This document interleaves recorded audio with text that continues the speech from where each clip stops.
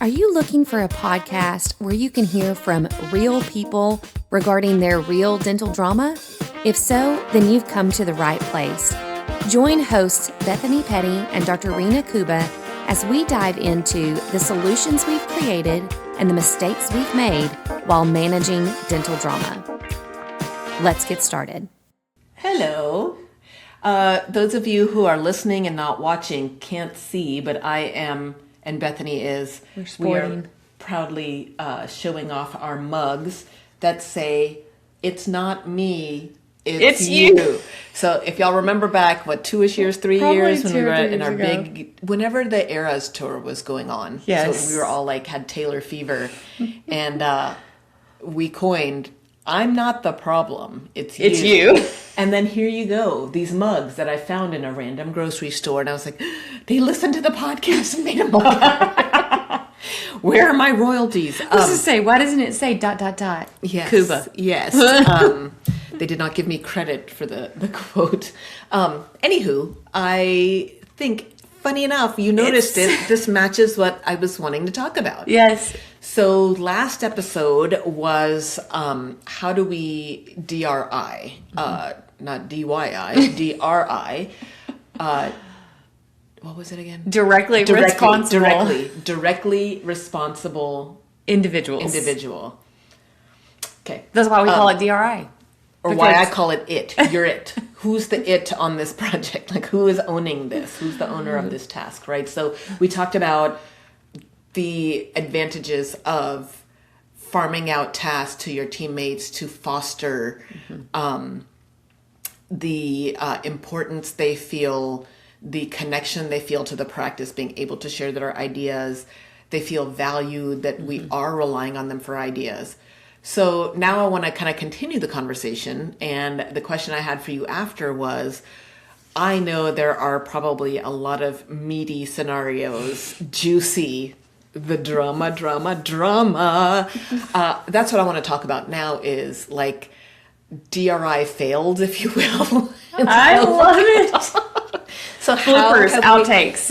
But how have you seen this happen in an office? And whether they were the DRI or not, right? But maybe indirectly the doctor was kind of going, how can I build up this person? Whether said employee asked for a raise and doctor's going, how can I? Or whether they had a change in team and one person left and now this person's the one who's there and you're like, hey, what all can I pile on this person? And where have you seen those fail and be like, that didn't work? And hoping to glean a couple of things out of this. Number one, I'm sure we've all had a situation like that. So it's kind of like, okay, good. It's happening to somebody else too. They're just fun to listen to when it's not your own. And the other is, in light of the last podcast, okay, might we gain some pearls here to help us be more effective in identifying our DRI and making sure we're setting them up for success as well as ourselves. And I think real world examples always help with that. For sure. So I asked you to kind of dig back through your experiences and kind of just things that you can think of. I think you had a couple. Yeah. Well, in all honesty, when I think about the fails, my mind tends to go to two extremes. One is, oh man, I really want to put more on this person's plate, but I'm not sure that the capacity is there. So that's one extreme. And then if you flip the scale all the way to the other side, it's the person that is taking things on their plate and feeling like they're doing a great job with them. So they're very confident. And you're like, it is not working. But they don't think that. And to me, those are kind of the two extremes. I feel like I see that almost on a daily basis in our practice. I really do. Yeah. And so it's like, is it just not easier to be like, never mind, I'm it. I am it. I'm going to do the dentistry. I'm going to do everything because it's my name on the door. It's my dental loan. And I can't farm it out because the people that I want to give it to. And when you say capacity in literal capacity, like you can only work part-time? Multiple limitations. Right, and that's where, or is it capacity that you do not have the skill set and you will never have the skill set no matter how much training we do? It's just not in your wheelhouse. And then is that person, or do they not have the capacity in that they don't have the drive? Yeah. They're smart enough, but they don't have the drive to do it. So that, we I deal think with it could these be things. any of those. Yeah. But honestly, the ones that are the most difficult are the ones where there's not the mental emotional capacity to, like, they're good at XYZ and they will never be good at ABC. Either there's a lack of social awareness and so they're just awkward, and so we can't give them tasks that require too much communication. Like, they're just a good, like, grunt worker person, and that's their ceiling. We talk about their, an employee's ceiling. And it's such an uncomfortable topic because the fact of the matter is we want every team member to live out their fullest potential. But everybody's potential level is different. It feels like we're judging somebody. It does. That's why it's difficult for me, because I'm just like, I have this task, but I know that myself and one other person talked about it the other day. We have this software that we are trialing out, and she's like, this could be really good for us because it could show us this, this, this, this. And I said, are you planning on working more? Because you see the value in that. The other person that I can see that gets the value and could strategically utilize it does not seem motivated by much. Yeah. She'd rather just coast. Yeah. The ones that do seem like, oh yeah, I'll learn it, I'll do it, I don't think will ever be able to be strategic. And when I say that, I feel like I sound like a total B, where anybody listening to this is going, well, how dare you? Like, why are you thinking that so-and-so is not smart enough or can't be trained or can't be whatever? The only answer to that is because I know you and I've seen your work and I've seen the variety of things that we have asked you to do and the things that you have excelled at and then the things that the bell never went off. Yeah. So yeah, is that judging? Maybe. I consider it like being strategic on my end, going, what have I seen and what similar situations that, Yeah. Anyway. So you're basing it off your experience with that individual, and you're right. It's so uncomfortable even speaking about it now, because first and foremost, I want to always acknowledge that even if we recognize somebody's limitations, let's call it limitations, it doesn't mean that they're not valuable. Exactly. To a practice. But I think that's where people get sensitive. People feel judged. People feel like I'm being put in a box and all of that. And my goal is always to say, I want you to be successful. Yeah. And in everything you've shown me so far, that type of project has never been successful in your hands. Mm-hmm. And so at what point do I have to go out of my way to say, well, let's train you up here. Let's let you do these first 3 steps, or can I just be efficient and move along and be like, I know you think you are, you can manage this, but I've not seen evidence to that. And so it's going to be on you to show me evidence of that if anything has changed. Yeah. Because I'm running a business here. I only have so much capacity on my own plate to do certain things. So I think I just wanted to clarify that capacity, meaning, are we talking about a literal, like, I don't have time to do this capacity? Are we going at it from I'm kind of lazy. Yeah. I don't like to learn new things and I want to just stick in my wheelhouse. And I wouldn't say that that's lazy. That's not the proper one for that. But there are people that are lazy that are going, I just don't want to. Yeah. They're content with what they've got on their plate. They don't want anything more. Yeah. And I think those are certainly limitations that we have to respect, ultimately. Yes. So let me just let you dive in and kind of go through your examples if you don't mind. Yeah. So let's continue down the path of this. You have a team member that has capacity limitations, meaning that you've tried to hand things off. They're unsuccessful in that person's hands. There's expectations that you have of this person that they chronically do not achieve. And now you've got this message of you should have directly responsible individuals. And in your mind, you're like, I can't pass anything off to this person. So an example that I'm thinking of, I was doing a training recently, and it's a smaller team. And so it's like we don't have many people to farm out tasks to.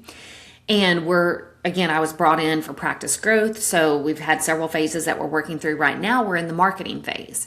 And I put a lot of work into researching what this practice could do to get new patients into their practice. And I am recommending more of a grassroots marketing approach for them to preserve cash flow for other things. And so grassroots marketing is we're out participating in events, we're dropping off goodies to referring offices, we are networking with other professionals, and with it being a small team, everybody's got to take a little bit of that. I can't put that all on the practice owner. That grassroots marketing campaign is going to be overwhelming for a singular person. Like, we have to divvy up and figure out who can do what. And so my client said to me, well, I really wish that I could hand this and this off to this team member. We'll call her Susie. I wish I could hand it off to Susie. But he said to me, he's like, I just don't know that that's her specialty. I don't know that that's what she can do. She's really good at organizational tasks, but she's not good at, and he had several things that he listed that she was not good at. And so we went through the whole marketing plan, and we had to sit here and you said it earlier, we want this person to be able to be successful with what we give her from this marketing plan. And so we went through the list of, well, could we pass, networking drop-offs where she drops off goodies? Could we pass that off to her?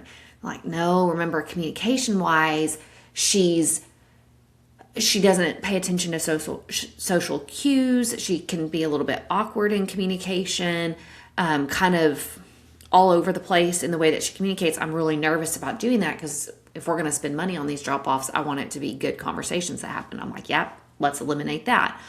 Well, could she participate in community events? Like, we're going to sponsor this 5K.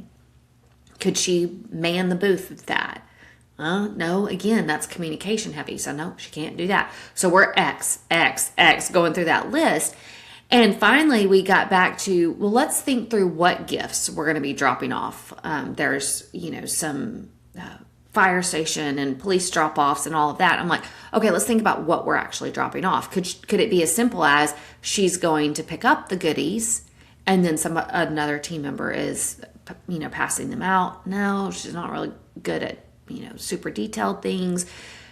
Then we realized we had an epiphany where this person is incredibly artistic, creative, just has a gifting for seeing things very visually.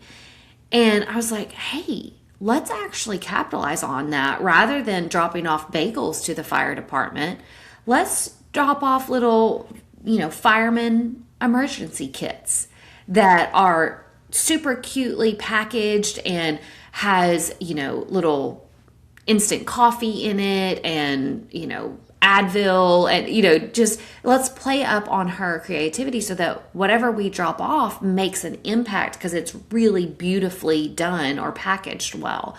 So we actually pivoted the marketing plan slightly to capitalize on that person's creativity and being able to really lean into her for that. Could she do 9 out of the 10 things? We determined no, that she couldn't. That doesn't mean that there's not value that she can bring. We just had to get creative in what that could mean for this particular person. Tell me what your thoughts are on that. I love that. And that's, so as far as the impact then, far more impactful, I think, for 9 out of 10 firemen, they're going to be like, oh man, this looks really great. I can take this. Mm-hmm. Who brought this? This is unique. Yeah. You're probably going to have one that's like, where are the damn bagels? I would have preferred that than this Advil. I've got my own Advil, right? Yeah. So, but for the most part, like, at least it's going to capture everybody's eye and go, oh, what is this? Yeah. That's what you want out of a marketing thing. That's exactly what you want, is to generate a buzz around it. Mm-hmm. And so even her probably creating and coming up with a gift tag for the basket, like, yes. The cute, catchy phrase or whatever. And like, oh, we were planning on just doing a ribbon on it. Well, no, let's do a tag that looks like a fire hat or a fire hose, and in the water comes whatever. Like, so that way she still feels important, but we set her up for success. Absolutely. And we're going to have a better product. Yeah. Now, if you hadn't found that, then fine. Maybe marketing is not where she's going to excel. You know what? 10 out of 10 things were big X. Forget it. But we're going to find something else. Like, in this process of thinking about what she would and wouldn't be good at, Yeah. we've discovered that she would not be good at anything communication related. Now, is she one that is a sponge and wants to absorb and understands that communication's not her strength? Could you try to find things that, she maybe has said, well, I would like to get better at this? Yeah. Or is it like, please don't bother me with this. I'm just never going to be good. It's going to bring me too much anxiety and I might quit if I'm expected to do things like this. Yeah. Or do you have, like, maybe the fire department is one where when you go there really isn't anybody to talk to and connect with. They may be there, they may not. Just dropping off the baskets may be good enough. Especially if the gifts are cute enough. If it's something beyond bagels and it's a nice little branded gift, there's very little communication then. And so maybe she'd be ready to do that. But in thinking about her and her strengths and her weaknesses, hopefully you're going, okay, this whole category is not her, but it will be good when we need to do this, or this. Mm-hmm. Or it may be like, nope, really all you're good at is the check-in, check-out job that you have. I don't know. Which, again, to me, is a way to still utilize that person that you feel like maybe has a low ceiling for that category of marketing. Maybe you are like 10 out of 10 things she can't do with marketing. Okay, but can she take something off of somebody else's plate? Because that person will be good at marketing and very essential to marketing. And over these next, 6 months of heavy marketing, we need her to be freed up. Okay, is there anything we could take off her plate that we can pass along to Susie? And Susie can do those things. Yeah, so maybe Amy was doing the referral letters, like corresponding with. Mm-hmm. Well, maybe Susie can do that. She don't have to interface with anybody. She just has to look at the clinical notes and reply back, and she can handle that. Great. Well, now Amy's freed up because now she doesn't have to spend her Monday mornings doing those referrals, and now she can go run and do marketing during those times. So that's really important, is trying to figure out where you can put people. Mm-hmm. So how did it work out in that office, though? What ended up happening? So exactly how it went. She is actually super creative. Now, this is pretty recent, but she will be the one that we came up with a list of all these gift drop-offs, which was a part of the original idea, is that we could potentially do that, but I had presented lots of different options to this team, and our job was to narrow down which marketing we wanted to do. So because she's so creative, and even they pulled out pictures and showed me things, I'm like, this is gorgeous stuff, that we actually just tweaked the marketing to where we focused heavier on gift drop-off opportunities, knowing that we could capitalize on her strengths, and not just so that she felt included. The team felt those gifts are actually going to make a really good impact. And she was happy, though? Yeah. She was happy to be tapped into that side. Oh, she was already starting to, you could tell just the fire was lit for her, because she was starting to look up ideas and be like, oh, look, we could do this and that. So you could tell it was a natural thing for her, because she immediately jumped in and was putting these packages together in her mind. And so I definitely think it was a win for the practice. And nobody else on the team had that natural gifting that she had.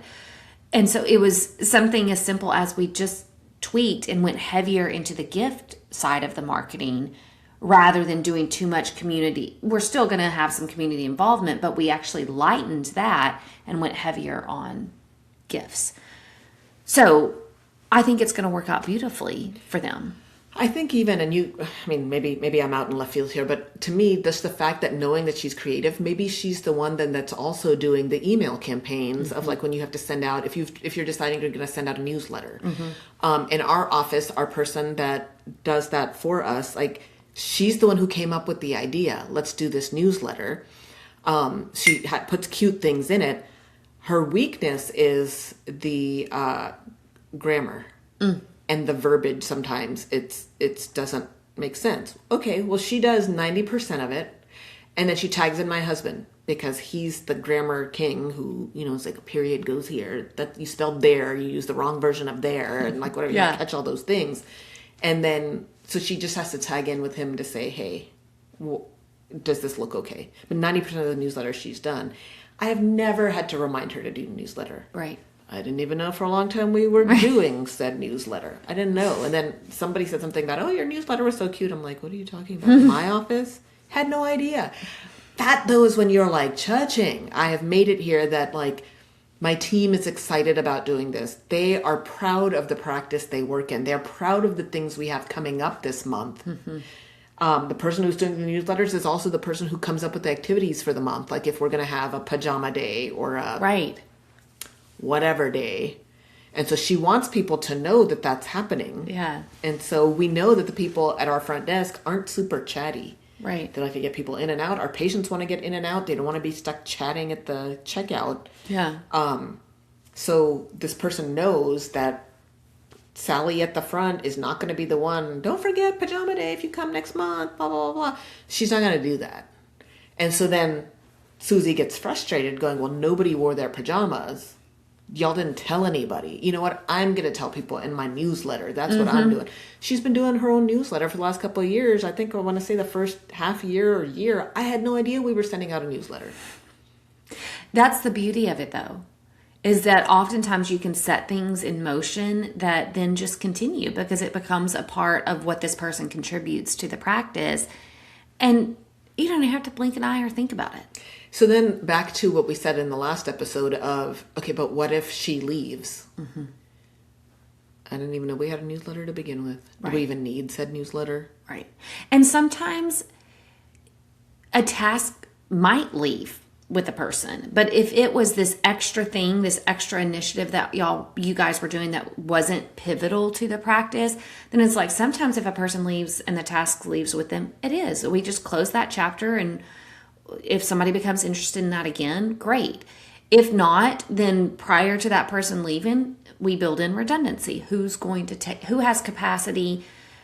Capacity meaning the time, the energy, the willingness, and the skill to then continue that task on. And we're training that person up before Susie leaves. So, I think even if you've got people with low capacity, either time, energy, enthusiasm, or skill set, intelligence for whatever this task is that you're wanting to pass off to them. If you've got somebody with low capacity, be creative and see can you figure out what they are proficient in or even expert in, and see if you can tweak your task to fit that person. If not, can they take something else off of somebody's plate that does have the capacity for that? And then that still serves a purpose.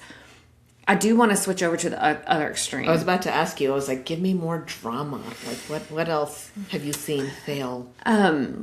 Or somebody struggle with? Like, the goal was, okay, yes, we either need somebody to, or this person wants a raise, or whatever it is, and let's give this person these things. And then it went south. What? So I think with the one end, we've got a person that we would love to be able to handle some tasks, but either can't, has low ability to do that, not trainable enough to do that. On the other end, I almost think of the word like overconfidence. They believe that they're contributing to the practice in a way that is, in their mind, overinflated. And let's talk about awkward. How do you... what I describe to my kids with that is, you think you are on the end zone. You're in the gold zone. In my mind, you're on the 10-yard line, the opposite. So it's like, you think you're about to score a touchdown, and here we go, we got this. And I'm like... And I've had some employees like that. I've actually had to say, you know what? Like, it's just overinflated sense of self. Yeah. And I don't want to be the one to crush you. Sometimes you have to. Right. But however, how do we say, okay, in your mind, you're about to score, and the rest of us are like, we're over there. Like, you've got a long way to go, sweet pea, until you get to that end zone. So how do we, I don't think are we watching the same game? Do we both have the same understanding of football, that this is going to be some work to get to the other end? It's not just like Hail Mary, Hail Mary. Like, where are the dots not connecting here, that we've got some work to do? Yeah. And that is awkward. It is so awkward. And it's oftentimes harder to tackle.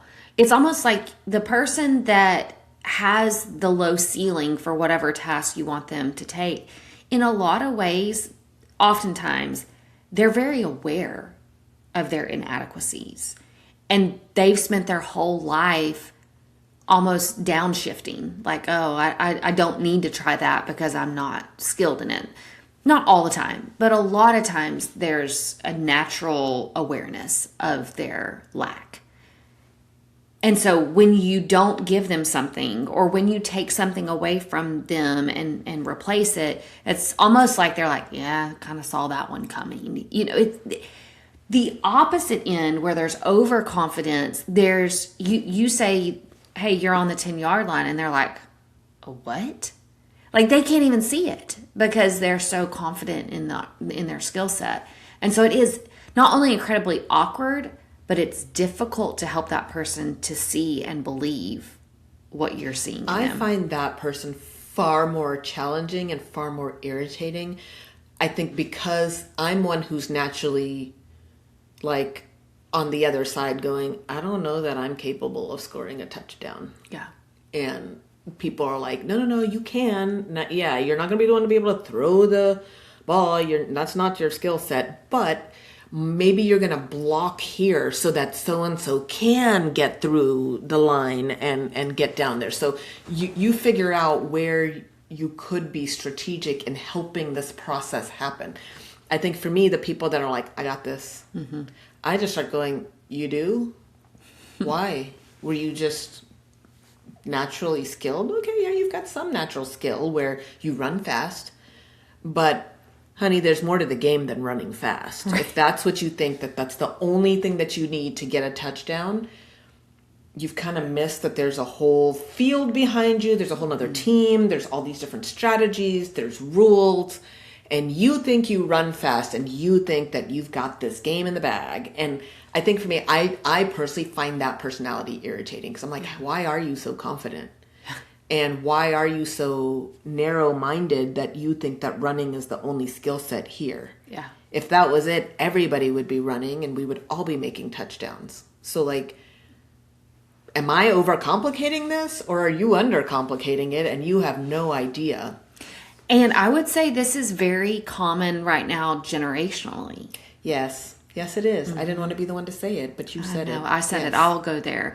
Because I would say a lot of the dental field is filled with 20 to 30-year-olds.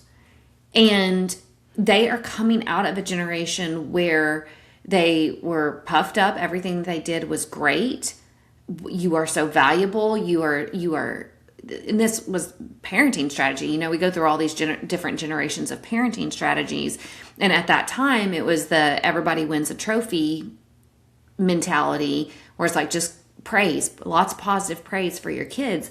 And what it created is 20 to 30-year-olds that really have a hard time believing that they've done anything wrong. They believe they're God's gift to the planet because mom always told me that. And everything I did earned a trophy. You always won. You never lost. And what that creates is these very confident individuals, but misplaced confidence in many situations. It's funny you say that, because the two people I can think of that I've worked with in the last couple of years that stand out in my mind as I find you exceedingly irritating for those reasons. Neither one, not that I know a ton about their parents and how they were raised, but what little bit I know, they weren't trophy kids. So it's like, then why? Where did this come from that you were so uber confident? And I think another contributor is social media, where you are only looking to resources that confirm what you believe. Yeah. And so if you if you are an RDA and you, I don't know, like in our office, we told you you need to do chrono polishing. And I told you your polishing didn't look good. And you cannot accept that. Okay. Like, it's not that big a deal. Just learn how to polish better. That I'm trying to show you something. How dare you? Yeah. Well, I think they're going to forums where they're meeting other people who are just like, who else polishes? I don't polish. Polishing's stupid. Polishing's whatever. And so now you've believed whatever it is. It's a stupid example. Maybe No, that's I not think the right you're example. right. But I think that is more the problem is, I would say if you are 40 or older, you're still of where you probably went to the library to look stuff up and you had to talk to other mentors and other people in the field to get to supplement what you didn't know. So if you were a dentist, you had to supplement that by talking to other practice owners. You had to talk to other dentists to learn your craft a little bit better because you learned a lot of the basics in school. And I feel like if you're 40-ish and under, you probably had a lot more resources at your fingertips, where if you went to Professor Smith and you didn't like the way Professor Smith told you your wax up looked or whatever, you just turned and you went to, Wikipedia and you saw that these wax ups are still okay because blah, blah, blah, blah. And so then you were like, Dr. Smith's an idiot. I'm not listening to Dr. Smith. He's rude. Yeah. And you went a different direction. Or whether you were an RDA or an RDH or whatever it was, and you didn't like what somebody said to you, it was you had enough other resources that could fluff up and corroborate what you wanted to hear. Yeah. And I think those people are far more difficult. Yeah. So the example you had, if you don't mind sharing. No, I think, I really think that's relevant. And we need to think about this with the example that I'm going to share, because you're exactly right. If we find, not even Wikipedia, if we find anybody on the team that reinforces the way I'm doing it or what I think, it can persuade us not to look at the opposite or the person that's opposing us. So one of the examples that I'm thinking about with overconfidence, I've got a practice owner that has a gentleman on his team that joined with the goal of leadership. He wanted to, grow in the practice and loved, came from outside the dental field, but had a good business mindset, wanted to really grow as a pivotal part of this practice. The practice owner herself has goals of potentially even multiple locations in the future. Okay, so it's a male joining the team and a female doctor? Correct. Okay. Yeah. Sorry. Yeah. Yeah, so she's a practice owner. She's brought in this young man to grow the business, support the business in an effort of potentially even having multiple locations. And this gentleman wants to be able to oversee all of those locations. So the gentleman is very confident. So again, not a dental person, but came into the field having some business sense about him, and I think met the task of learning the business side of it, but I think he didn't really understand. He didn't understand dentistry. He didn't understand patient care. He didn't understand how to communicate patient care needs to somebody and getting them to move forward, and all the complexity of the psychology behind how you get a patient to advocate for themselves and move forward. He was good at I want to do marketing and I'm really good at marketing. And so he understood some of the business growth side, but the whole dentistry side of it was new for him. And it's almost like he dismissed that as unnecessary, and he was focusing so heavily on the business side of it. And which is important, we're glad we have you to handle those things. Yeah. However, you are not at the end zone because you manage the marketing. There are so many other sides to this practice. Yeah. And marketing's one of them, and it's important that we get patients in the door. Yeah. But that's not where it stops. No. Then you've got to get the patient through and keep said patient. Right. And you're not going to be able to do that unless you understand each step of what happens in the practice. Exactly. That managing a practice, and in the future managing multiple practices, is going to require that you understand every facet of that business, because marketing is important. But if you're losing every patient out the back door and nobody's moving forward with treatment, well, then you've missed it. Now you're just spinning your wheels, running in circles, getting more and more new patients to the practice, and you're not realizing that you're missing a gaping wound in the practice. But in his mind, he had arrived. He felt like he was contributing in such a powerful way to the practice that he wanted that title of leadership from the practice owner. He wanted her to really acknowledge him as a really important part of the practice success. And for her, she was thinking, yes, absolutely, he's doing some really great things, but there's so many other areas that I need him to learn. And so anyway, I've struggled with that because I'm like, does he have the capacity? We go back to our other opposite side. Does he have the capacity to learn? Absolutely. He's obviously very smart, intelligent, has learned so much in his, short couple of years that he's been with this practice owner. But I don't think he fully realizes all that he's missing and the importance of those things. And so for him, he's ready to leap off to the next level, and the practice owner is like, I'm not seeing it.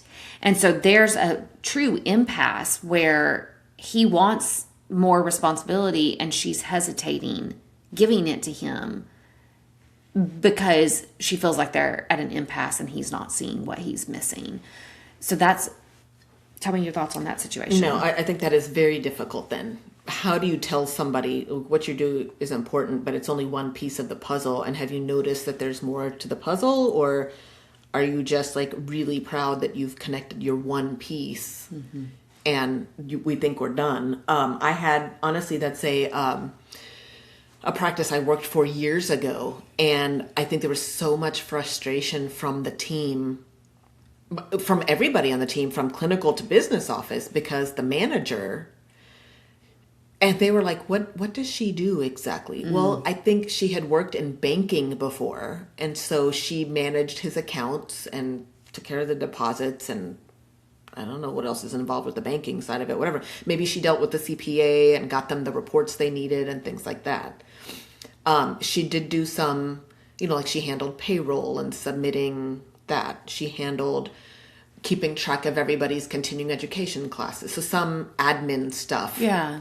Corrective conversations. If these two employees were fighting, and then she'd pull them in to try to figure out how to solve that. And hence she was the office manager. Well, the longer I had been there, I'm like, because I still remember there was something where a patient was upset at whatever. And I was like, well, I said this, but the assistant did that. I can't remember all the nuances of it. So she went in my mind, you're the manager. So she went in, and then she came back and she's like, oh, well, the patient's upset because of this. And I'm like, yeah, I know. I told you that as well. And that's when I realized, I was like, she has no clue that the issue is the dad wanted whatever he wanted at that point. I want you to do the kid's crown, but I didn't want sedation because I don't want to pay for it. And I'm saying, well, I can't do that because I'm not going to papoose your kid because it's not. So it was something like clinical like that. But she didn't understand the clinical. She didn't understand that because she didn't understand the clinical.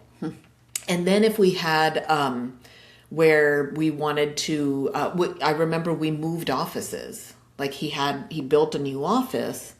Well, the way we had the instruments were in this order because of the layout of this office. This was the central area. Your new office has a whole different layout. So that's not going to work anymore. So it's creating a lot of problems because where the boss said, well, I specifically made extra storage in the sterilization area so that way it's easy for op rooms and hygiene rooms to have one central area to get stuff. Well, that works on paper. But in the old office, we didn't have a centralized area. We had it this way, which means now that's not going to work for the flow. Right. It means we're going to have to figure out a new flow. But you just saying, well, this is the centralized area, I don't see why this isn't going to work. And now manager's coming over and she's like, well, he said this is the centralized area. Yeah, lady, we heard him. But she can't connect because she was never on the floor. Yeah. I remember I had been there maybe a year at that point, and I was like, I see the problem because I used to be an RDA, so I get the flow. Can I take over this project? And he was like, you're going to take over this project? And I'm like, she's not equipped whatsoever. She has no idea. She didn't even know what a scalar is. Right. She didn't know what an explorer is. She's not equipped to do this. Yes, she's the manager, but it's kind of the wrong title for her. Right. Because you are I don't know what you are. You're the head of business relations for him. Right. But you weren't able to have a conversation to get a patient at ease. You can't help the front with the new software that's come out to integrate with Dentrix. And so at that point, was it Weave or was it Yappy or whatever it was? She has no idea. She's never sent out paperwork. She's never imported paperwork. She didn't know how to make an appointment. You've been manager of this office for 8 years and you don't know how to create an appointment? Yeah. Well, you can't manage and oversee the front. And now when they're going, we have this problem, and Mary thinks this is the way we should import the paperwork, and Jenny's like, no, that's a stupid way of doing it. And now clinical person's like, actually, that doesn't help us back here either, because the way you've imported it, we can't access it easily. And now doctor needs this information. We've got to go through 5 steps to whatever, right? Like, but manager can't manage any of that because she's clueless. Right. So you're not the manager, because the manager to me implies you know the ins and outs of the software, of how we want to schedule, of how we want this flow to work. Yeah. And then you're helping manage all of those things to go, what is the right solution for us? Yeah. Or even, let's say she never had an opportunity to observe clinical appointments, assist, anything like that. At least expose yourself to go, I'm not seeing why this centralized location is a problem. So let me just spend time, a couple hours out on the clinical floor watching. Let me see how they move and why they move. Be curious. First of all, be confident enough to admit, I don't know this. And but that the doesn't... confidence. Yeah. That doesn't matter. That doesn't matter. We're here at the goal line. That's when you're overly confident. And overly confident means you're not humble enough to realize, I don't know this. I need to know more about this. And I can't just lean on my laurels and what I've always done historically and just repeat what the doctor has said. I've got to dig in on this and realize I don't know enough about this category. So let me invest time in it. Or let me schedule meetings with each of my RDAs. 15 minutes to go, walk me through, show me, how do you come and get your tray? How do you take your tray? How do you walk me through? Let me see how you do it. Okay, now let me see how you do it. Now let me see how you do it. Ask questions. Be curious. It's the overconfidence. Like, I don't need to know that. I know enough to know that this should work, period. Well, obviously he said not. This is what he wants. He built this office specifically like this. Y'all need to make this work. That's not managing. That's barking. Like, I don't know what you're doing. Like, you're just being a parrot back there, but you're not effective in coming up with the solutions. And to me, that's what a manager should be doing. Yeah. So yes, you've got part of it where you might be able to put, I think her part of where she thinks she's managing the situation is if she's going, okay, Mary and Susie, y'all don't agree with where things should go. Talk about it. Yeah. And then she's sitting there kind of half listening to it. And now she thinks, I've managed the situation. Right. You didn't do anything, No. Sweet Pea. Like, they're still arguing, and what's the final solution? Right. And you can't weigh in because you don't know anything. Yeah. So I can think of the other person that was really irritating to me. And she did. She came in and she was an RDA, and she'd been an RDA for maybe 2 years. And She thought she was really gifted with special needs patients. I mean, you are, but maybe and it was, her 2 years had been spent in not even a full general dental office, but temping in general. So maybe you're the one who was the most patient with the special needs in those capacities. But you know what? Everybody in a pedo office is comfortable with special needs. It's what we're trained to do. Yeah. So we train our staff. So you can come in here and you're trying to teach us on how to treat. And we're all going, what are you doing? We already know this. Like, right. So, and then to where she'd go toe to toe with my manager, who's a hygienist, who's been a hygienist for 14 years, but 9 of those years have been with me in this office. Yeah. And you're going to argue with her. Yeah. How do you have so much confidence? You don't even know what you don't know. Right. So I guess your point is people that are like, oh, I've got this. I deserve this title. I deserve this pay. Look at how important I am. Maybe you are, but are you? That's the question. We can't assume that we are. We've got to pause and ask the question of, if I'm not seeming valuable enough to my practice owner or to my manager or to whoever it is to take on this task, or if there's a hesitancy there with them, I've got to figure out why. Rather than just being like, oh, they're just being, they just don't want to pass things off. They're just being cheap. Yeah. They're just being whatever. No. It's the same thing that I've said before about, this was years ago. I don't know if you remember this. We were doing a class and it was on documentation. And the RDAs in the back were like, oh, our doctor doesn't like us to do, the doctor likes to do the charting themselves or likes to do the notes themselves. And I was like, what? And they're like, oh yeah, doctor likes to do that. I was like, I don't know you and I don't know your doctor, but most of us don't want to do that. But we do it because our teams have not figured out how to do it efficiently and effectively. Yeah. And she just looked at me and I was like, well, tell me, for example. And so we went through it. I was like, okay, tell me, how would you document this conversation? We did a role play. And I was like, everything she documented, I was like, see, that to me is garbage. Yeah. Sorry.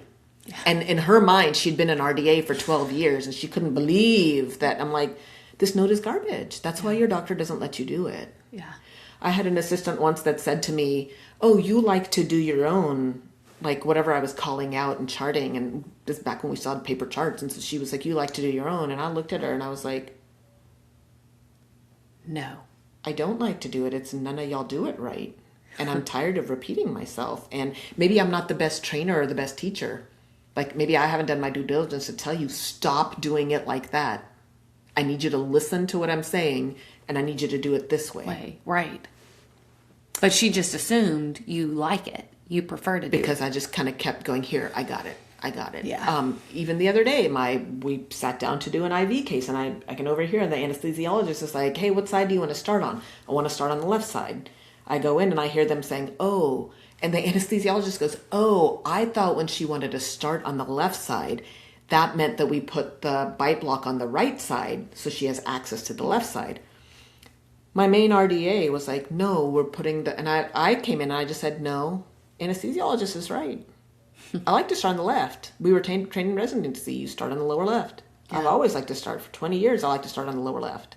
An assistant had no idea because she's always done whatever she wants to do. She's so uber confident about what I'm saying. Yeah. And I didn't want to crush her in that moment. But I just kind of was like, huh, what? No, actually, Dr. Anesthesiologist, you're right. I prefer to start on the left. Yeah. So no, you were right. The bite block was on the right. So I didn't say to the assistant, you've never gotten it right. But just me saying, no, that is what I meant. That I wanted to start on the left. Yeah. I don't know how else to make that more clear. Like it's actually exactly what I said. Right. But then that's where I'm like, well, maybe I'm not clear enough. Maybe I use weird lingo. Maybe every other dentist she's ever worked with starting on the left meant put the bite block on the left. I don't know. Yeah. I don't know the answer to that. All I know is that's not what I ever want. Every time we start on the right, I don't like it, but I shut my mouth and do it. Right. So she's just interpreted that as this is the way you prefer it. Yeah.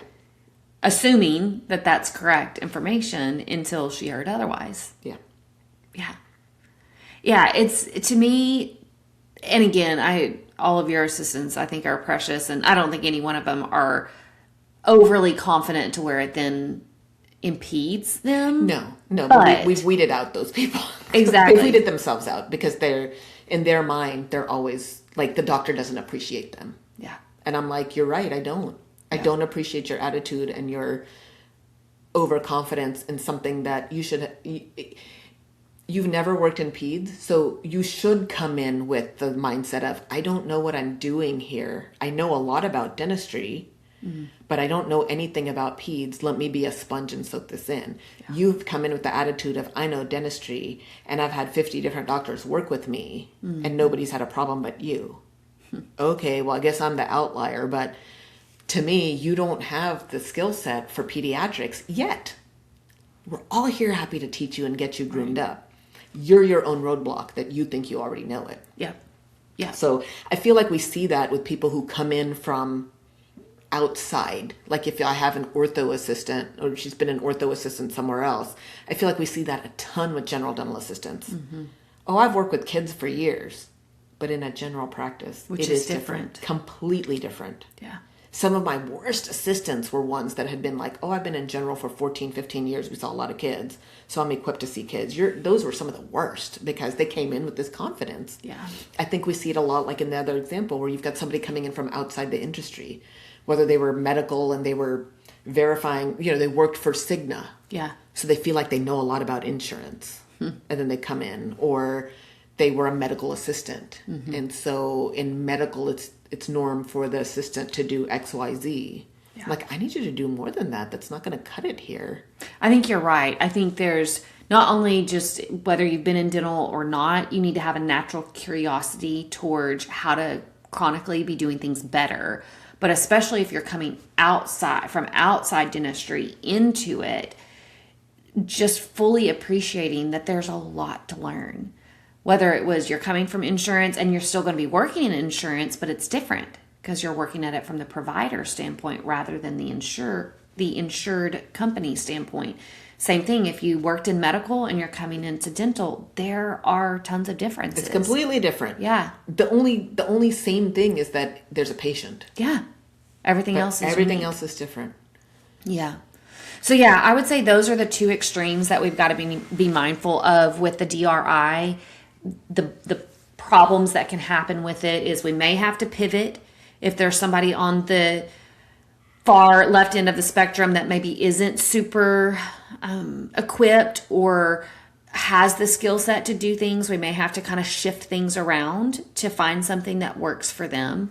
And then on the opposite end, and this is more for people who believe that they've arrived, that they are good at everything, I would say reconsider and make sure that you've got humility. Please don't be that person. I know. Please don't be that person. There's not one of us who's good at everything. There's not one of us. No. And so if that's you, please figure out how to get, like you said, humble, because you're irritating. Mm-hmm. And then the one please be aware. Mm-hmm. I guess in either case, awareness goes a long way. It does. Yeah, that solves a multitude of potential problems. Thanks for joining the conversation today. We hope that you are comforted in knowing that you are not alone, but we also hope that you're walking away with some really great tips and tricks to try in your practice. We value your feedback, so please take a few moments to rate and review the podcast. Finally, we want to make sure that we're covering the topics that matter to you. So track us down on Facebook, Instagram, and Twitter, and let us know what topics you want us to cover.